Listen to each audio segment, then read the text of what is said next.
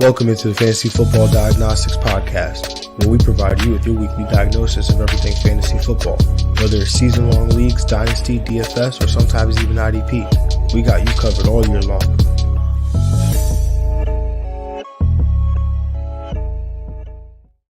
Let's do it. Let's get to it. Welcome into the Fantasy Football Diagnostics Podcast.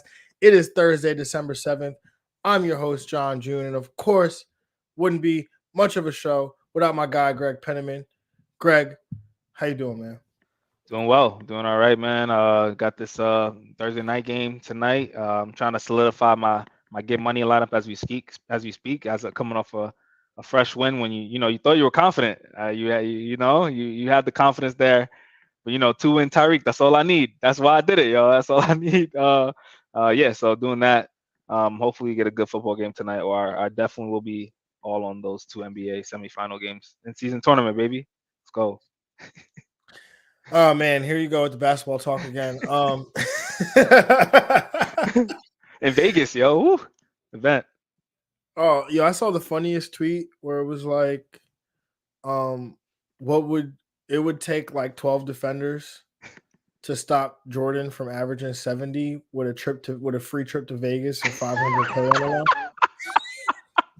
Yo, he probably showed up right before the game from the casino and dropped like 50 or something. Probably. 500K on the line. Each player gets $1 million, I think, if you win it all, or 500K. Yeah, he would just spend it all that weekend. Probably. Yeah, that same weekend. Yeah, after he wins it. Crazy stuff, man. Well, it is. I'm really upset about the whole get money thing last week. I got a little cocky last week after the lineup. I did.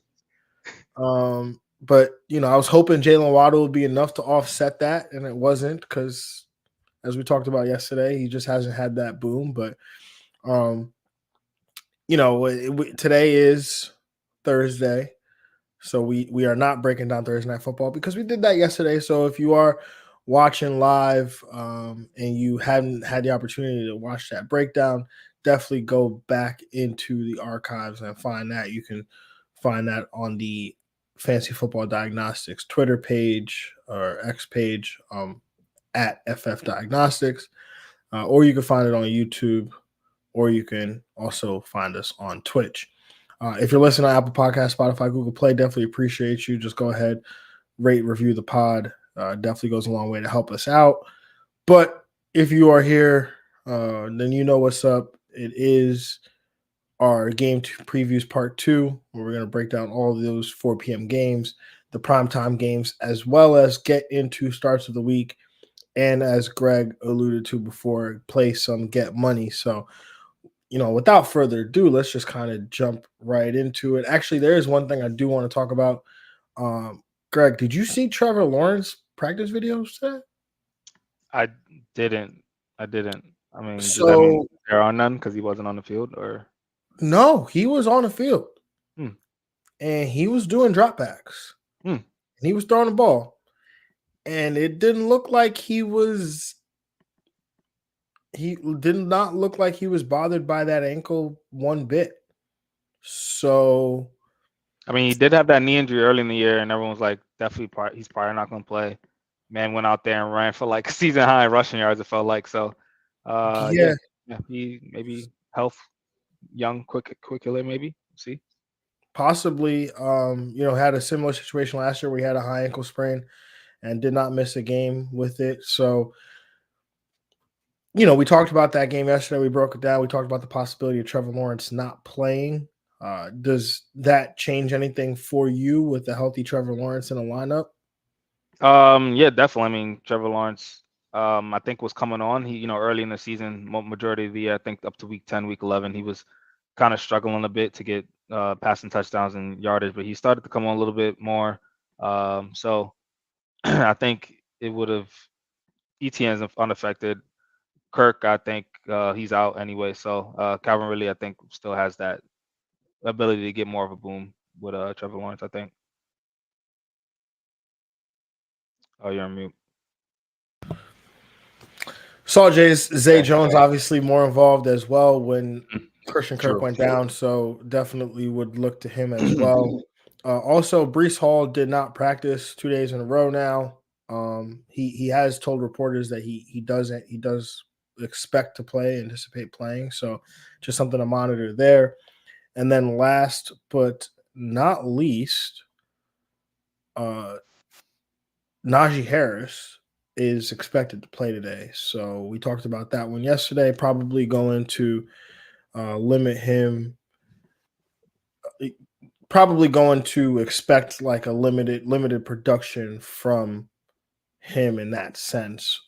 Tonight I would still be all in on Jalen Warren tonight, but you could hear the whole breakdown of that game on yesterday's episode 355. But now moving on to the 4 p.m. games, and the first one we're going to cover today, the 6-6 Seattle Seahawks travel to San Fran to take on the 9-3 San Francisco 49ers. This game has a 46.5-point total, where the San Francisco 49ers are 10.5-point home favorites in this one. Coming off the huge win against Philadelphia, Seattle coming off a close loss against Dallas. I was kind of surprised to see this spread so large. But San Fran, again, they're hot right now. They're home. Greg, where are you leaning with this matchup here? Yeah, I'm gonna take the under. I'm gonna take San Fran to cover and San Fran to win. Yeah, I think Gino was able to actually do a lot last week, surprisingly against a good D line. But usually against good D lines, Seattle kind of folds, gets a lot of pressure from Gino. So I'm gonna stick to that theory here. It's, for 49ers are looking like the best team in NFL right now, anyway. Yeah, they look really good right now. I am also I'm going to take the over here, but I'm going to take the Niners to cover the 10.5. I will take the Niners to win this game. Starting on the Niners side, I mean, it's very easy, right? I think you start every 49er you have. Absolutely. Right? Albeit we're obviously we're referring to Christian McCaffrey, Brock Purdy, Brandon Ayuk, Debo Samuel, and George Kittle there. Also said this the other day on Monday. This is the time where you want to, early in the year, I'm not one to try. I want other people's backup running backs, right? So like if I don't have CMC, like I want to roster Elijah Mitchell because, God forbid something happens to CMC, like I get Elijah Mitchell. It's an RB, top possible RB1 on my team. But this is the time of year that if I have CMC, like I want Elijah Mitchell because I don't want that being the reason why I lose. I can't advance in the fantasy playoffs because I lose Christian McCaffrey to injury or whatever it is. So make sure you are rostering your insurance policy running backs so that you don't have to spend fab to get them, or you don't have to worry about being outbid by, because it gets savage. It gets real savage. People see, hey, you don't have your backup running back. They're going to start claiming every possible running back that you would pick up, dropping backup defenses, dropping backup tight ends, dropping backup quarterbacks just to block you. So just make sure you're rostering those guys. But Zach Charbonnet on the Seattle side, he's dealing with a knee injury. I'm not sure his status here, if he's practiced or has sat out of practice or whatever that situation is. But if he were to miss, it would, he did sit out of Wednesday's practice. Don't have an update for Thursday as Seattle, on the West Coast. So their practice report probably won't come until after we record here. But if Charbonnet has to miss, like, is there any intrigue on your mind in DJ Dallas? Isn't Kenneth Walker back? Kenneth Walker also did not practice on Wednesday. Okay. All right. Yeah, and I do Kenneth Walker or Charbonnet, I think have fantasy value. I think DJ Dallas, we get to that area where I'm not as confident in him to play him or start him, so I think I'm out. Yeah, I'm with you there. Unless you're absolutely desperate, man. Like Yeah. you've got to be like beyond desperate there. To be at, again, it's possible that he could be productive, but this matchup's not even a particularly good one. No. And he's not the kind of I mean, Seattle will, I'm sure, hand running the ball off to whoever, but this isn't even a game where they're expected to at least run a lot because they're 10.5 point underdogs here. But DJ Dallas does have an impact in the pass game, so I wouldn't be surprised to see him catch 4 or 5 passes for not much yardage there, though. So it'd be very low upside play. Probably would be like an RB3 if he does have to play any significant role in this offense. Mm-hmm. At the wide receiver position, DK Metcalf coming off a huge game. Um, I don't want to overrate him compared to Tyler Lockett because we kind of, we talk about this all the time, but this happens where one will have a big game and the other one will not, and then they'll go through these stretches and these lulls. Yeah. So I'm gonna give DK the slight edge, but I'm gonna have DK in that like mid tier, closer to a wide receiver 1, while I'll have Tyler Lockett probably on the lower end of the wide receiver 2 range. Yeah, I agree with you on that. And then what are you doing with Geno Smith here? Any interest in him as a potential QB2 option? Yeah, because of the fact that they'll be down. I like the game script for him. He was able to really have a great game against Dallas last week.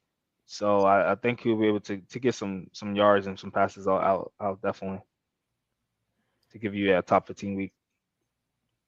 And then we saw JSN have his best game of the season last week. Had 11 targets.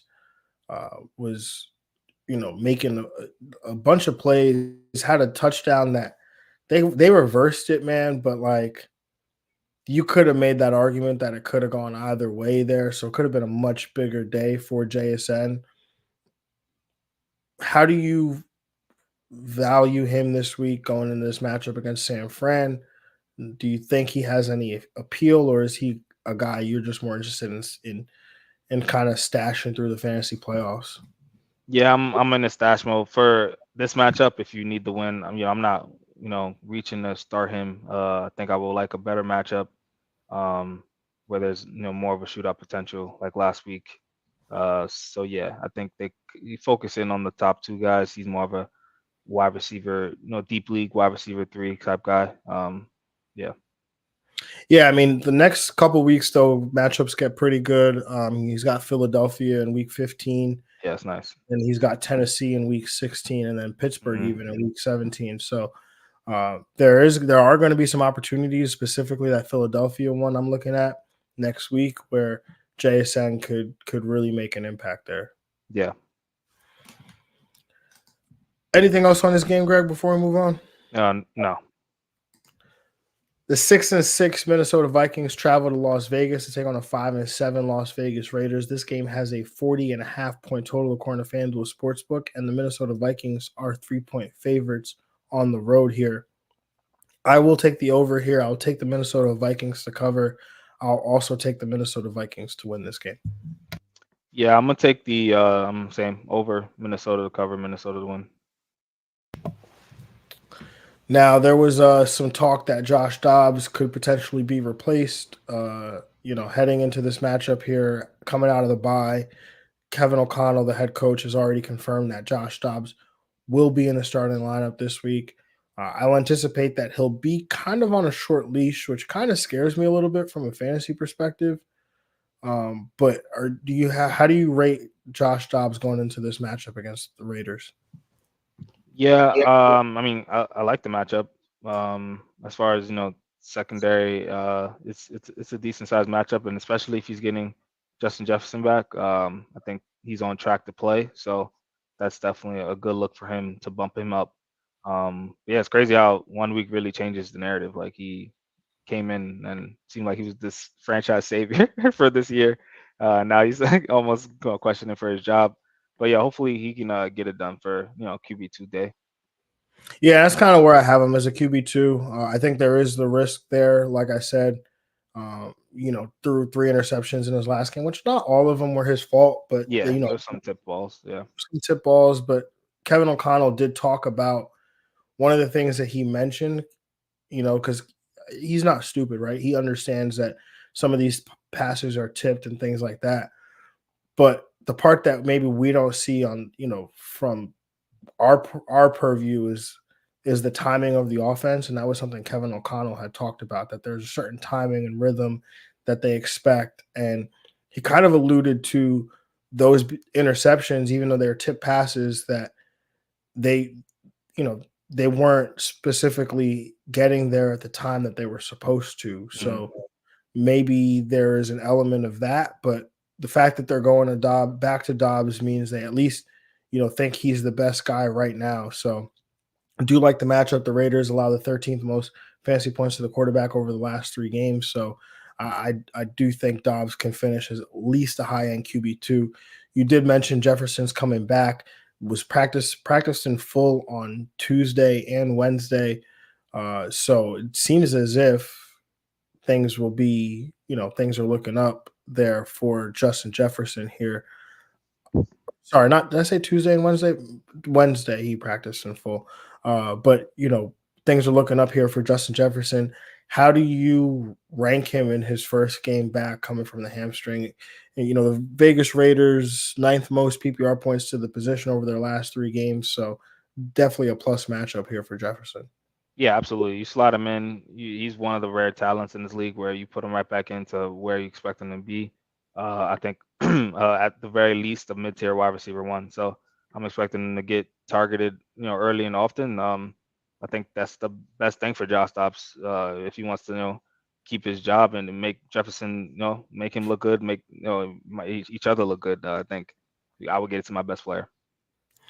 Yeah, I agree there. I am a little bit more conservative with where I'm ranking Jefferson this week, just because I feel like there's just more questions that things that we don't particularly know. I mean, we can guess and we can prognosticate, but this past volume is definitely lower under Josh Dobbs than it was under Kirk Cousins. Josh Dobbs also runs a lot himself, which then turns a lot of pass plays into run plays. Uh, there's also the fact that Josh Dobbs, he targets the tight end position, specifically TJ Hawkinson, at an absurdly high rate. So I'm curious to see, do some of those targets leak back over to Jefferson? So I am curious to see how this all plays out in Jefferson's first game back.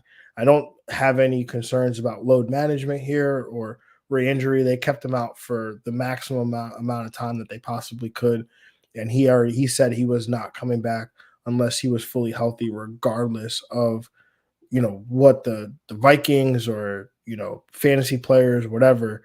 He did not care. So that's not really the concern for me, but I will have him as a very high end wide receiver too, because simply just the fact that, like, when Joe Burrow goes out and we got to go to Jake Browning, like we don't immediately keep ranking Jamar Chase as like a top 5 wide receiver. We get a little conservative, or like wide receiver 2 with some wide receiver 1 upside. And I think at least in the first game with Dobbs, I'm probably gonna have him on the lower end of the wide receiver 1 range. You just start him or Devontae in this game. Justin Jefferson. Yeah. Jordan Addison, any interest in that in him this week? He's got the plus matchup, but he's got the questions around him, with Jefferson returning. Yeah. So how are you rank him this week? Compared to in that JSN tier, maybe a little bit higher because of the matchup is better. So with wide receiver 3, like mid-tier guy. Yeah, I would put him around there. Yeah, that's where I would have him as well. And then I think TJ Hawkinson's probably for sure a tight end 1. Yeah, Alexander Madison going to be an RB2 for me this week. Vegas allows the 12th most PPR points to the running back position. So I think Ty Chandler also has some upside as potential RB3 as well. Do you agree with those? Yeah. On the Las Vegas side, Devontae Adams, like you mentioned, I'm going to have him as a wide receiver 2 this week. His performance, since Antonio Pierce took over, and obviously Aiden O'Connell's been the lead quarterback there. His performances, Devontae Adams, have been somewhat up and down, a little hard to predict, but actually, they've mostly been up. Yeah, 14, last week I know was up. yeah, 14.6, 23.2, and 12.3 there. Yeah. I think wide receiver one guy. Him. It's a two-man offense right now. Jacobs and Adams. One's at that position, I think. Yeah, I think I'm okay with putting Jacoby Myers in like wide receiver 3 territory. I mean, all right, would you go Jacoby Myers in this game or Jordan Addison in this game? I go Addison. I think I lean Myers. I think slightly. Josh Jacobs definite RB1 in this matchup. I think he's probably in the best spot of any of the Raiders. Minnesota, 13th most PPR points allowed to the running back position. That is their worst ranking amongst the 4 positions. So I think Jacobs has some significant RB1 upside in this game. Yeah. Anything else on this game, Greg? No. Moving on to the 6-6 Denver Broncos traveling to LA to take on the 5-7 LA Chargers, where this game has a 43.5 point total, and the LA Chargers are 2.5 point home favorites here. Greg, where are you leaning with this one? Yeah, I'm surprisingly Denver is a dogs. I feel like Denver's definitely the better team. I'm taking the under Denver to cover, Denver to win. Yeah, I'm with you on all 3. I think I agree. I think Denver is the better team. They're playing better football right now. Russell Wilson, I think he's high end QB2. Did not do well as my start of the week last week, but still finished as the quarterback 13 or 14. So pretty much what he's been all year, which is a high end QB2. Mm-hmm. Yeah. Cortland Sutton, again, was what he has been all year as well. Basically a high end wide receiver 2 or a wide receiver 2, scoring you basically double digit fantasy points unless he has a bad matchup. And let me check. LA Chargers allow the 10th most PPR points to the wide receiver position over their last 3 weeks, so this is not a bad matchup. No, yeah, definitely like Sutton's matchup. Even like Javonte's matchup as well. Yeah, it should be kind of like a 3-man horse right now for them. Yeah, definitely. Justin Herbert on the Denver side or on the Charger side did not come even rough. remotely close rough to a QB1 finish last week. Denver over their last 3 games allowed the 21st most PPR points to the quarterback position over their last 3 games. CJ Stroud found marginal success against the Denver Broncos last week, finished as the QB 12 on the week. Do you think that was Herbert, where I put him kind of in that area, low end QB1 this week? Herbert? Yeah. Yeah, that's probably where I would have him as well. Keenan Allen, though, I honestly don't care. No, his offense just keeps getting worse and worse every week. But Keenan Allen he's there, man. Don't matter. PS2, I don't care. Yeah, I don't really care. Now for the uncomfortable conversation. Are you starting Gerald Everett? Oh, I thought you were gonna say, are you starting Austin Eckler or something? Yeah. I had to switch up. Yeah, keep you on your toes. Yeah, I know. He's like that. Yeah, I like that. Yeah, I mean, Gerald Everett's a good matchup. It doesn't. It literally never matters. I know. It doesn't. But yeah, he's in that pool of, I think, streaming quarterbacks. I think I'd have a little more confidence in him. Streaming tight ends. I think I have a little more confidence in him than others. So yeah. I mean, Denver allows the 5th most PPR points to the tight end position over the last 3 games. Like, you almost feel obligated to stick them in your lineup. Yeah. Okay, let's play a game. Tucker Kraft or Gerald Everett? I guess the Giants. They're not a great matchup. 21st most points against the tight end position. The Giants. I think I'm gonna still take Tucker Kraft. I think in general though the defense of the Giants is bad, so I think Jordan Lovin will have a day. You know how much of an indictment that is on Gerald Everett? Yo, maybe the Packers, they have good eye for tight ends. There was another name I had. Okay, Brevin Jordan, who might start again for the Houston Texans with Dalton Schultz potentially missing, Right. or Gerald Everett. I'll take Jared Everett. Brevin Jordan plays the Jets, 12th most. Yeah. So not the Yeah. 5th most. No, but it is Gerald Everett. You're correct. It is Yeah. Gerald Everett. It doesn't matter. You know what that means. He's like matchup proof for the other way. Like like good matchup against a bad matchup, it doesn't matter. Against a good matchup, it doesn't matter. Kylan Granson or Gerald Everett? Yeah, I feel like I knew this one was coming. I'm I'll take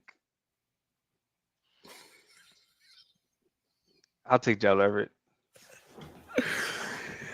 Okay, last one. Tanner Hudson or Gerald Everett? Yeah, give me Gerald Everett. Yeah. All right, now for the real uncomfortable conversation. Austin Eckler has been underwhelming. Yes. Head coach Brandon Staley was asked today about the running back situation. He said, and I'm paraphrasing here, but competition for carries or changing things up a little bit, getting Joshua Kelly more carries and more involved is something that we could possibly see this week. A, does that concern you? And B, what are you doing with Austin Eckler this week?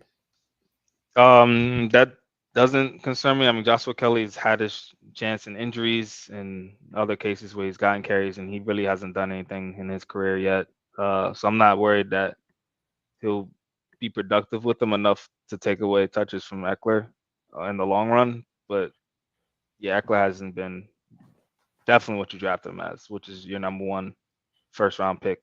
So at this point, I think, obviously you gotta rate him as an RB2 right now, I think. And if you got a hotter matchup, you might have to make tough decisions to bench him over, like in the shallow league, especially. Or like, I don't know. Yeah, if you had like Devon Achane, I'd be thinking about starting him over Eckler right now. Like, names are not I think, or don't matter right now for him. Yeah. Yeah, no, he's literally you got Bob Harris said this the other day, and I thought it was great. You've got to divorce the name from the production. Yeah.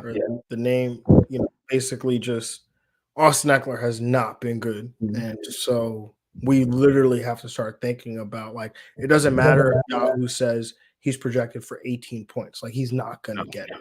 Yeah. So, or the probability that he gets it is relatively low. So let's think this through as we start having these discussions about. Like I'm thinking about how Aaron Jones banged up, AJ Dillon got a good matchup. In our league, maybe there might be the time. It's time to, those names like around RB2. He's in that now pool where you have to think about it. 100%. Yeah. 100%. Now Denver is like a halfway decent matchup.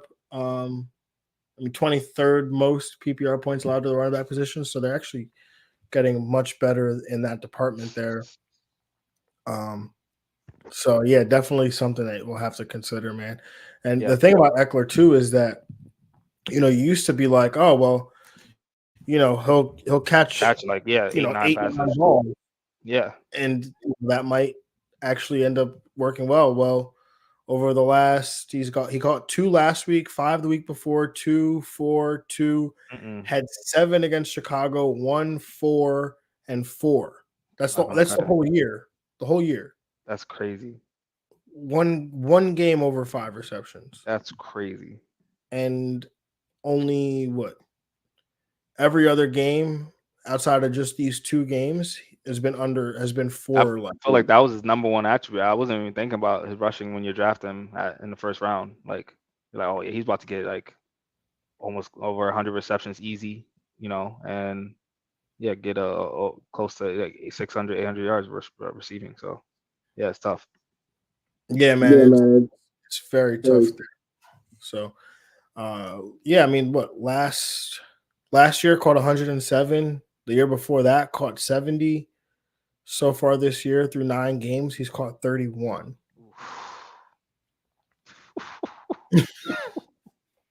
Oh man. Yeah, it's not good. And it's crazy too because like who are they throwing the ball to other than Keenan Allen? Keenan Allen, I guess, and Quentin Johnston's get a little more targets, but yeah, crazy stuff. All right, let's move on to real exciting football. The 6-6 Buffalo Bills travel to Kansas City to take on the 8-4 Kansas City Chiefs, where this game has a 47.5 point total. The Kansas City Chiefs are 2.5 point favorites at home here. I am going to take the over. I'm going to take Kansas City to cover. I'm going to take Kansas City to win. Yeah, I'm saying over Kansas City to cover, Kansas City to win. It's an This Arrowhead. game, Yeah. This game, it's got to live up to the hype, man. It always does. This is giving us some of the best games in my lifetime. So the playoff game that went to overtime, the 13 seconds. There was a regular season game.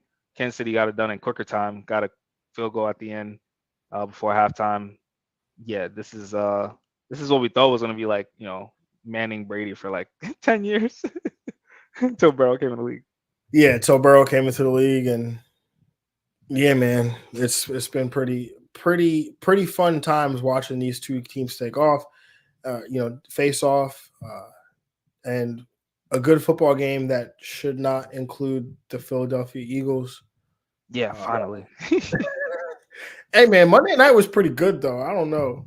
That Monday night, Jake Browning, Trevor Lawrence. It was good. It was a very good game. Yep. But in this one here, I mean, typically you could say the QB1 and QB2 come out of this game with a game of this magnitude, but the Eagles and also the Eagles and Dallas play too. So that's going to be 1, 2, 3, 4, I think, right there. So you think Mahomes has top 5 upside this week in this matchup here against Buffalo? Yeah, I think he's going to have to.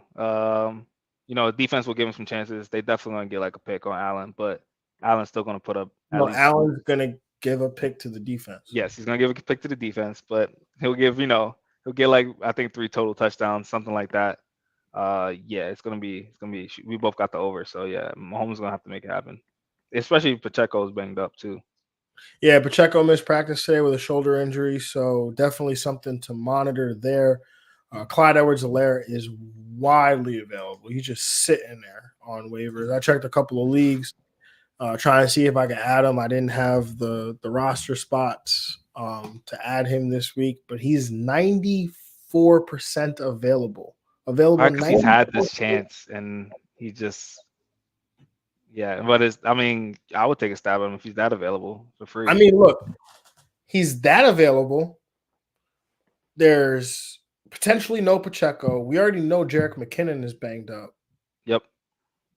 That means like a 3-down roll here for Clyde Edwards-Helaire potentially. What if they just don't run the ball, like just go straight back in the day? They could throw it to him like 3, 4, I hope 5. so. Who knows? Maybe in a game with we took the over on 47.5. Maybe he falls in the end zone. Yeah, that's true. Yeah. So I think he's somebody. I mean, I'm not saying I'm gonna pick up Clyde Edwards-Helaire and say he's an RB1 if Pacheco plays, Pacheco is an RB1 for me, right? Buffalo lost the 11th most PPR points to the running back position over the last 3 games. I think Pacheco is in a great spot here. But Clyde Edwards-Helaire should at least be like 80-70% of that if he gets the work. Yeah. If he gets the work. Yeah. RB3, I would think. I would give him like an RB2. I know we've been burned by Clyde, man. Yeah. It's like ever since that rookie year, that was it. That was it. So, yeah, I mean, I would have a little bit more faith in him. Probably have him as an RB2, but Okay. one thing is constant. Travis Kelce going to be a tight end one. Yep. Has been on the lower end of tight end ones. Has he finished as the tight end one like more than 3 times this year? But I would think so. I would. I could quickly check this. But what are you doing about the wide receiver position here? Hey man, you know me, man. I try to stay away from choosing who's gonna win me a week. If I have one of them, I'll play them in this type of game. But yeah, I can't say like it's a Justin Watson game or it's a Rasheed Rice game. It's Travis Kelce all day. That's it. Travis Kelce has finished as the tight end one 2 times. He's finished as a top 3 tight end 5 times. And he's finished outside the top 12 twice. So, in terms of the receiver position, Buffalo allows the 27th most PPR points to the position there. Like you said, it is tough week to week trying to see which one of these guys is going to be, the lead target getter at the receiver position. Rasheed Rice continues to, in my mind, at least be that guy. 14.4 PPR. Yeah, he's got 19 targets over his last 2 games, so it's pretty good. Yeah, I think one of them's gonna go off for sure. They have to in this game, this style of game, or the Chiefs will lose this game. So I'm gonna plant my flag and just go back to Rice, man. I was off. I got off. I got to go back to my instincts. He pulled me off. I was like, I'm tired of this, but I think I'm back. All right. I think I'm back. I think you could probably play him as a wide receiver 3.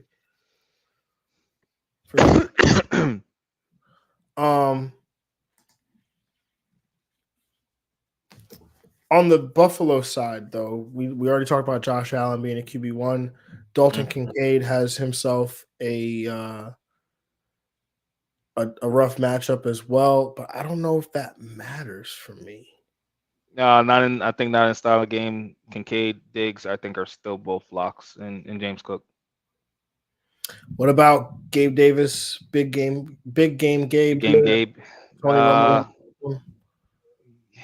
Yeah, I think he's got to be in play. I think he's right around, not the same area as the Chiefs wide receivers. I guess so, like kind of that, he's gonna boom. But in big games, you've seen it before, so I think you can play Gabe. Yeah, I'm down to play Gabe this week. He's probably gonna be a wide receiver 2 for me. Yeah. Again, snap usage is there, the route utilization is there. In a game like this of this magnitude, back and forth nature to it, I think Gabe Davis makes a ton of sense. Yeah. And James Cook is definitely an RB2 for me this week. Yep.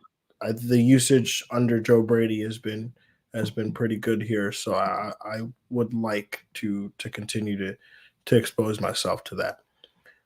Anything else on this game, Greg? Oh no.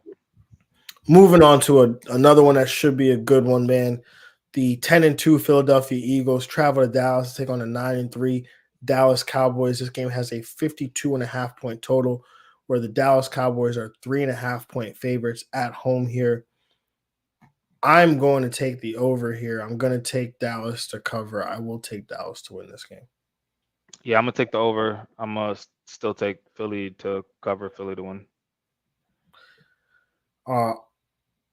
Head coach Mike McCarthy had to have his appendix removed, so questionable for being at this game, but I have a strong feeling he'll be there. This game should have like. Yeah, you're not questioning to start anyone in this game. You're just going. Just trust. I think the only person I have a question about is Dallas Goedert.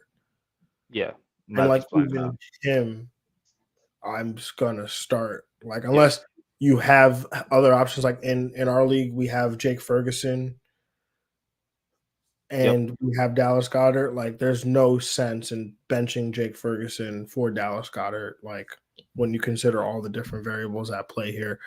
But in this game, like you said, I'm pretty much starting everybody. Like Dak Prescott's a QB1, CeeDee Lamb's a wide receiver 1, Tony Pollard I think is an RB1, Brandon Cooks has high end wide receiver 2 upside with some wide receiver 1 upside in this game.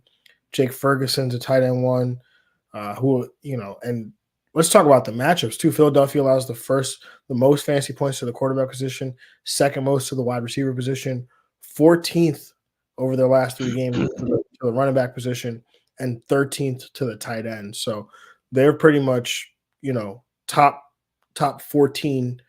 They're allowing top 14 finishes over the last 3 games to, all these different positions here. And on the Philadelphia side, I think Jalen Hurts, the QB1, Dallas allows 12th most points to the quarterback position over the last 3 games. The wide receiver position, Dallas allows the 6th most PPR points there. So I think Devontae and A.J. Brown, both really strong plays as wide receiver 1s potentially. DeAndre Swift is an RB2, I would imagine, in this game. I mean, Dallas, 28th most PPR points to the running back position. So that is, probably their strongest point there. But Swift has been so involved in this offense that I feel like you have to continue to roll him out there. Yeah, definitely. Yeah, I agree with everything you said. Yeah, you're confident in a lot of people. Brandon Cooks, all of them, all the ancillary pieces. And then Dallas Goedert, I think, again, like I said, is the only question. Like if I had Pat Freiermuth, who I have to play tonight, versus Dallas Goedert today, or this Sunday, what are you doing there, Greg? Yeah, I'm not. Freiermuth's matchup is pretty tough. I think I'd be worth to wait for Goddard to play. Yeah, I mean, Goddard's going to play. I mean, he practiced in full on Wednesday, so unless he has some sort of setback here, I think I would 100% anticipate him playing. But like I said, there's not. I think Jake Ferguson, Travis Kelce, Sam Laporta. Trying to think who else I would like. All those guys are guys that I would play. I wouldn't even think about it when trying to get off of Dallas Goedert here. Yeah. Hawk and Kelce. Yeah, Hawk, Kelce, Laporta. Yeah, maybe Evan Ingram too. Yeah, but I mean, again, some of these aren't realistic options too either, right? Like, I think Jake Ferguson's probably the more realistic one. Yeah, this late. All those other guys are probably rostered. Yeah. Oh yeah. Anything else on this game, Greg? Before I move on. No. All right, moving on to this next one here, the first of the 2 Monday night games. I mean, they both kick off at the same time, but the first one we will cover today. The 4-8 Tennessee Titans travel to Miami to take on the 9 Dolphins. This game has a 47-point total, where the Miami Dolphins are 13.5-point favorites. Greg, where are you going? Yeah, I'm taking under. I'm taking Miami to cover, Miami to win. I'm taking the over with Miami to cover, Miami to win. Definitely, I think all the Miami pieces, man, from Tyreek Hill to Tua to Devon Achane to Raheem Mostert, Jalen Waddle.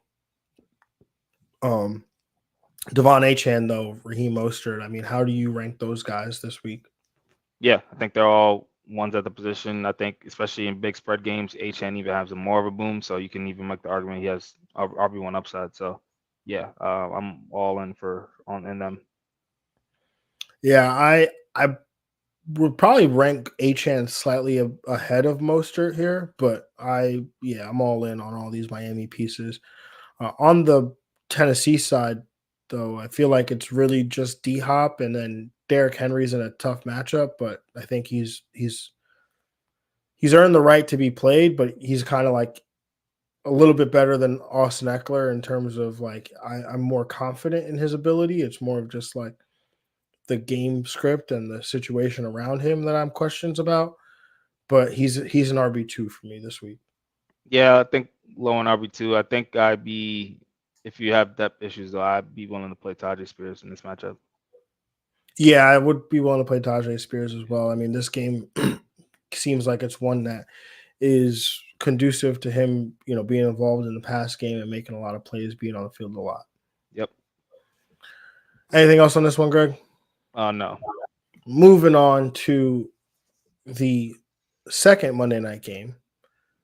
The 6-6 Green Bay Packers traveling to MetLife to take on the 4-8 New York Giants. This game has a 37.5-point total. When the Green Bay Packers are 6.5-point favorites on the road here, I'm going to take the under. I will take the Giants to cover 6.5. I will take the Green Bay Packers to win. Yeah, I'm gonna take the under. I'm gonna take Packers cover, Packers to win. Jordan Love, QB1 in this matchup here. The Giants have been beatable, allowing the 10th most fantasy points to the quarterback position over their last 3 games. And Love's coming off a heater himself, so definitely feel good about him in this game. Yeah, do love Jordan Love. I think from now, and I think he's got a really good stretch actually for his schedule, so he's gonna take off, I think. Most definitely. Christian Watson most likely not going to go this week. Suffered a setback with that hamstring injury. So Jaden Reed and Romeo Doubs definitely get elevated there, especially in what looks like a plus matchup. The New York Giants allow the most fantasy points, PPR points to the wide receiver position over their last 3 games here. So strong potential matchup here for Jaden Reed and Romeo Doubs. Yeah, I'm finding every way to get Jaden Reed in my lineup this week. I think he's going to be a solid wide receiver too. High end wide receiver 2 upside. Yeah, and Romeo Doubs, I think, as well was targeted a decent amount last week. So he's a guy that also makes a ton of sense to potentially get in your lineup here. And Tucker Kraft, like we talked about a little bit earlier, doesn't have the best matchup on paper. But when you consider the fact that saw 6 targets last week, even had, one of the things I liked about that, one of those 6 targets is that it was a designed tight end screen as well.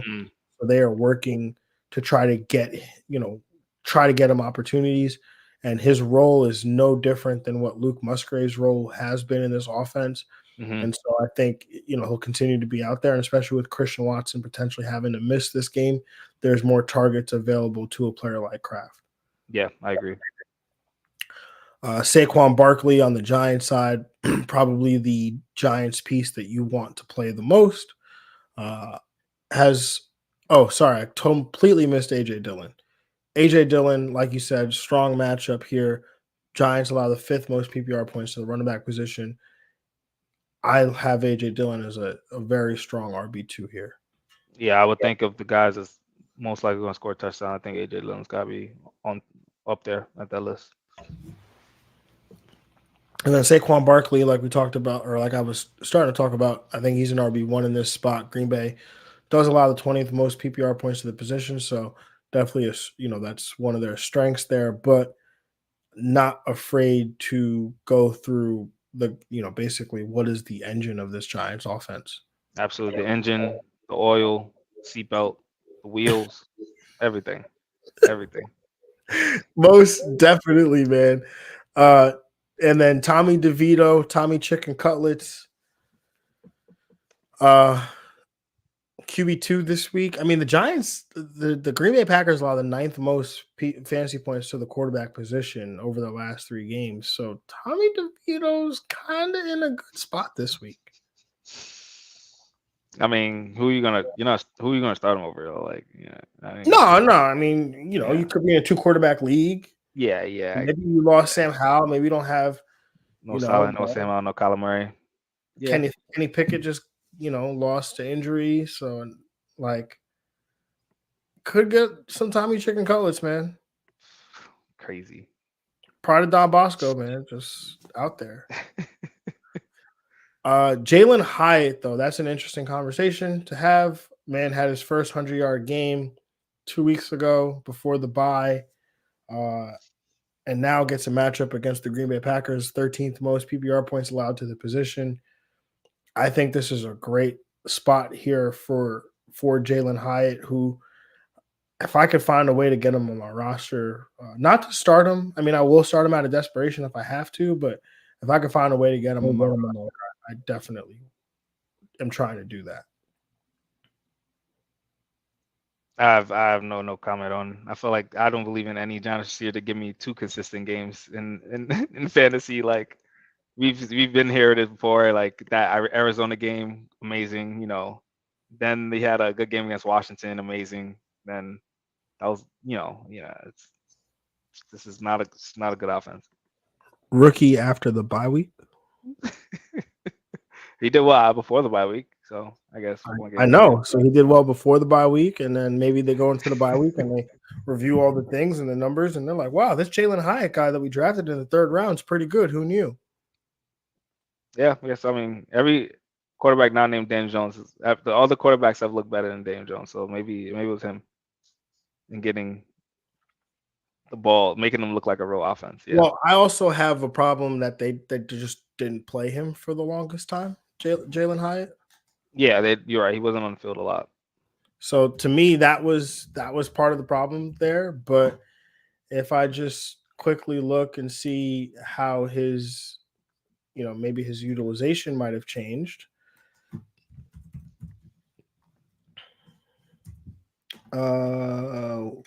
Week 12. 70% of the routes, 26% target share.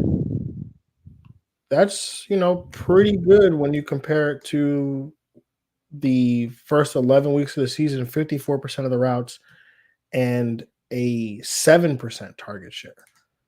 So definitely saw an uptick in routes run, and most definitely saw an uptick in targets. So I just want Darren Waller back next week, hopefully. Maybe. Yeah. But I would 100%, at least at a minimum, when all the games have been played, if you find yourself with a roster spot that you can use, just add Jalen Hyatt, man. And if he, it's a lottery ticket. It's a lottery ticket. If he does nothing on Monday Night Football, you can drop him before you even have to do waivers on Tuesday. Now, I get a little bold sometime with my streams of the week. I feel like that's my opportunity to shout out some under the radar guys. Mm-hmm. And I almost did it this week with a guy on the Giants by the name of Daniel Bellinger. I just couldn't bring myself to do it. Has only seen like 3 targets each of the last 3 games. But the matchup here is really good. The Green Bay Packers are the 2nd most PPR points to the tight end position. So any interest in Daniel Bellinger? Any? No. Remotely close? No. All right. I'm going to play some single game showdowns on Monday, and I'm going to have a decent amount of Daniel Bellinger. And when I win the bag, you won't see me on the show on the following Wednesday. So all right, bet. Play him and get money, yo. Put him and get money. There you go. I can't play him and get money, Greg. You're right, you can't. Monday night game. Right. Yeah. This is your first podcast with us. Anything else on this game, Greg, before we move on? No. And now it's time for that money time. Those starts of the week. Greg, your quarterback start of the week this week. What do you got? Yeah, Justin Fields, going against Detroit. I know I mentioned the Kansas City Buffalo game, Dallas, Eagles game. We'll have the top 4 guys. Justin Fields is going to be right in that mix as well, making that 5, or he can finish as that number 1 spot as well, because he's going to have a monster matchup against Detroit. Potential shootout here. Doesn't matter what he's going to do it with the air or the legs, but the legs are going to be there. Going to be close to 100-yard rushing day as well. Lock it in. Yeah, man. Detroit allows a 3rd most fantasy points to the quarterback position as well. Gotta love this spot here for Justin Fields. My quarterback start of the week, just talked about him. Going with Jordan Love against these New York Giants. 10th most points allowed to the quarterback position, the Giants do. Love has been absolutely balling. Has 3 straight games with 20-plus fantasy points, throwing for at least 260 yards and 3 touchdowns in each of his last 2 games. Has 4 straight games with at least 260 and 2 passing touchdowns, Also uses his legs a decent amount. Like I said, the matchup is great. He's in a great spot on primetime Monday Night Football. Uh, and like Greg talked about, the upcoming schedule is going to be good as well. So, gotta love this opportunity here for Jordan Love. Get him in your lineup. Yeah, absolutely. He's gonna start strong and hopefully finish strong. That's gonna be good. Most definitely. Greg, where are you going for your running back start of the week this week? Yeah, Zach Moss going against Tennessee or Cincinnati. Sorry. I think last week had a not as much of a good performance as we thought he would, but the utilization was there.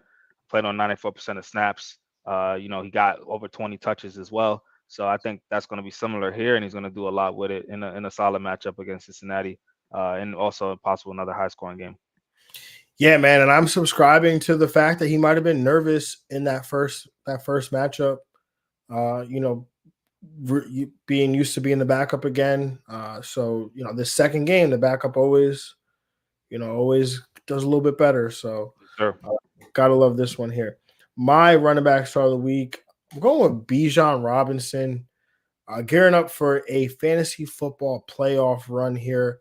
Over his last 3 games, his snap percentage has gone up, rush share, and target share. They're all higher than his season long averages, meaning that there has been a concerted effort by Arthur Smith and Atlanta to get him more involved in the offense, and not just getting him involved, but have him be the focal point of that Atlanta offense. And it's just in time for these fantasy playoffs. He's got a matchup this week with the Tampa Bay Buccaneers, who allow, again, that's a team, the Tampa Bay Bucks, that when I say that name, under Todd Bowles, historically very good at stopping the run, a team that we shy away from with our running backs. But over these last 3 weeks, Tampa Bay has allowed the 4th most PPR points to the running back position. So I'm all about Bijan this week, who should finish as an RB1. Yeah, absolutely. He's been trending up for a while now, and I'm glad to see it. Most definitely. Greg, your wide receiver start of the week this week. What do you got? Yeah, going Jaden Reed, going against the Giants. Mentioned how good the matchup is with the Giants being weak on the defensive end, secondary, and also Jaden Reed with Christian Watson banged up, not probably going to play. He's going to get a lot of opportunity. He was already kind of taking that number 1 wide receiver role towards the middle of the season, and I think it shows out here, giving you a safe wide receiver 2 floor, and I think he has some wide receiver 1 upside if it blows up. Absolutely love this. I've loved Jaden Reed all draft season and basically all year. So gotta love this spot here as well. My wide receiver start of the week. I'm going with similar range as you are. Going with Elijah Moore against Jacksonville. It's been an up and down career for Elijah Moore on his second team in 3 years, but the talent has not gone anywhere. Still a fantastic route runner with the ability to get open at a high level. Has not gone, the talent, like I said, the talent hasn't gone anywhere. He just needed a quarterback to get him the ball, and has just needed a quarterback to get him the ball there. And no quarterback gets Elijah Moore the ball like Joe Flacco. Moore has 1 career 100-yard game, and that came with Joe Flacco at quarterback. Well, guess what? Looking like Joe Flacco gets another start this week. And last week, he peppered Moore with 12 targets, was only able to connect on 4. I think with another week, we see that completion rate get better. And the matchup is a juicy one, as the Jags allow the 4th most PPR points to the position here. And Amari Cooper was a DMP with a concussion, so might not have him again in this game here. So Elijah Moore, I think he has all the makings of a strong wide receiver 2 play that could finish as a wide receiver 1 this week. Yeah, love it here for sure. You should dog. Greg, your tight end start of the week, man. What do you got? Yeah, going Jake Ferguson, going against Philly, coming off some probably his best stretch of the season easily for sure. Getting more targets, doing something with those targets as well, in a great matchup here. Another potential shootout. I think all those pieces are going to be involved, like we said, and Jake Ferguson is going to be major. Most definitely. For me, my tight end start of the week this week. I'm going with Isaiah Likely going up against the LA Rams. The Rams have been a juicy matchup for tight ends all season. Over their last 3 weeks, they've allowed the 8th most PPR points to the position. likely was involved in the passing offense. And his first start without Andrews ran a route on 83% of the team dropbacks, which is actually higher than the season long average for Mark Andrews prior to his injury. Also saw a 14% target share that day, which was obviously a season high for him. I expect his role to grow even more following the bye week, specifically in a plus matchup. Start that man up.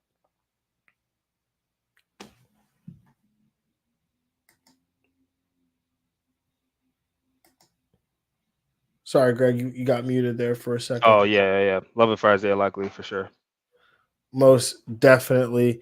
Greg, it's time for that time, man. Some get money here.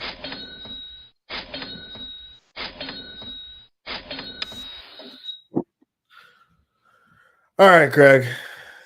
As you talked about, you beat me fair and square last week. I was talking my ish. It did not get me anywhere. And I had the first pick last week, so I believe you have the first pick this week, Greg. Bet. Where are you going with that? Yeah, I'm gonna take Justin Fields, quarterbacks 7,900 quarterback start of the week.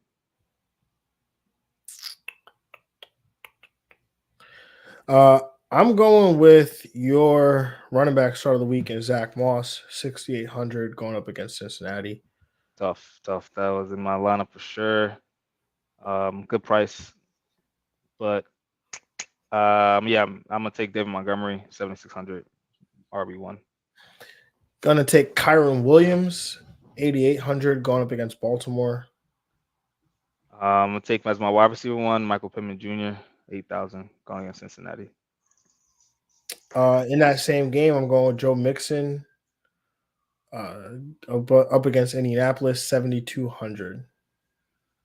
Gonna take, because I need some money. I'm gonna take your wide receiver start of the week, Elijah Moore, 6,200.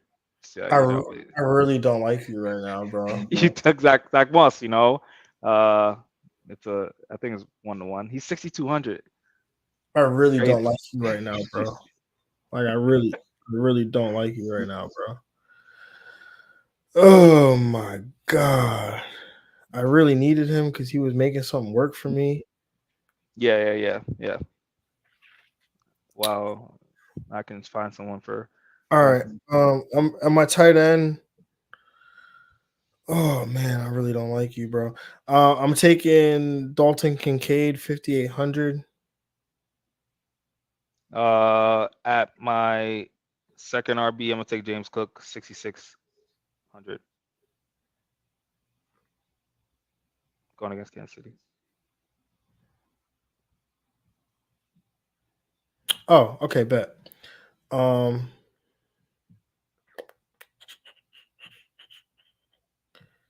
man, do I really want to do this?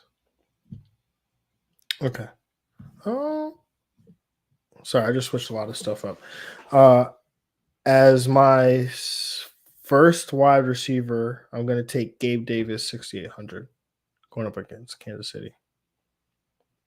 I'm going to take DJ Moore as my second wide receiver or third wide receiver because I have Elijah Moore on my flex, 7,700. As my second wide receiver, actually, yeah, as my second wide receiver, I'm going to take Jonathan Mingo, 5,500. Love that. My third wide receiver, I'm going to take Drake London, 6,400 going against Tampa. As my defense, I'm going to take the Cleveland Browns, 3,800, going up against Jacksonville. My tight end, I'm going to take Cole Kmet, 5,600 going against all in. Yeah, I'm all in. At least three spots. My third wide receiver, I'm going to take Rashee Rice, 6,300, going up against Buffalo. My defense, I'm going to take the Minnesota Vikings, 3,900, going against Vegas. As my quarterback, I'm taking Josh Allen, 9,000, going up against Kansas City. Word.